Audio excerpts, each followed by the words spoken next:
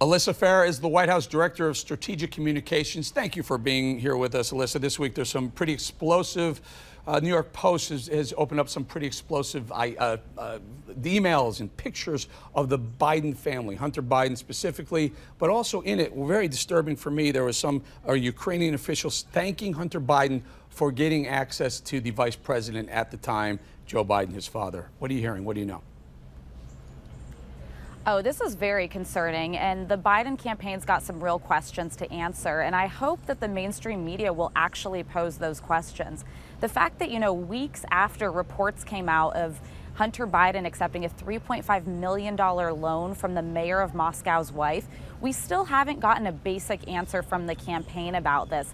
And now these latest revelations, extremely concerning, and I really hope the mainstream media will cover them.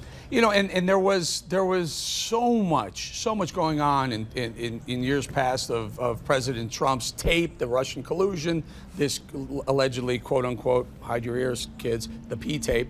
And they went after that, and they continue to dig. Now there are these accusations and these pictures. If they're real, they're pretty damning. And again, no one's pointing the finger at people's lifestyles here. All I'm saying is, if there's that much incriminating evidence and pictures, there is an ability to lean on the vice president at the time, and maybe the president going forward, possible president going forward, for some sort of holding it up against him for a favor. Well, and what's remarkable is that for years, anytime Russia came up in the context of President Trump, the media would seize to it, even if they were completely faulty and false, disproven allegations. And then now you've got these allegations about Hunter Biden, and it seems like the mainstream media is just moving away from it and just glossing over it as quickly as they can.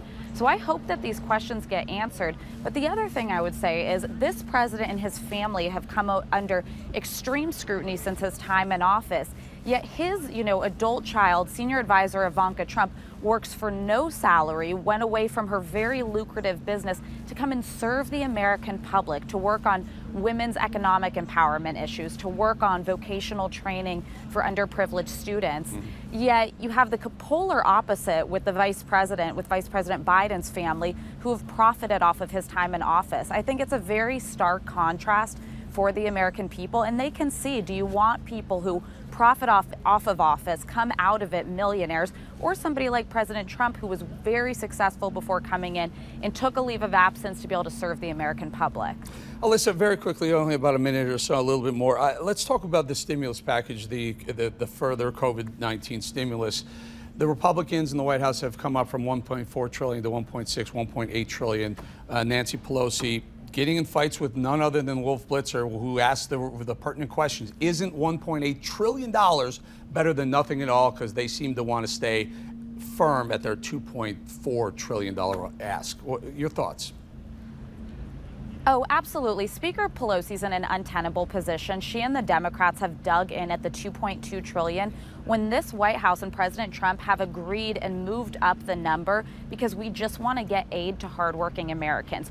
We are committed. We want to extend those PPP loans to businesses. We want to get direct payments to the American people. It's Speaker Pelosi and no one else that is holding this hostage from the American people. So why is that? What does the president believe is behind this? I mean, I know there was at one point it was going to be a deal, but then there was some sort of, ridiculous things baked into that deal. What is their issue? Is it just money, or do they want some other things in the deal?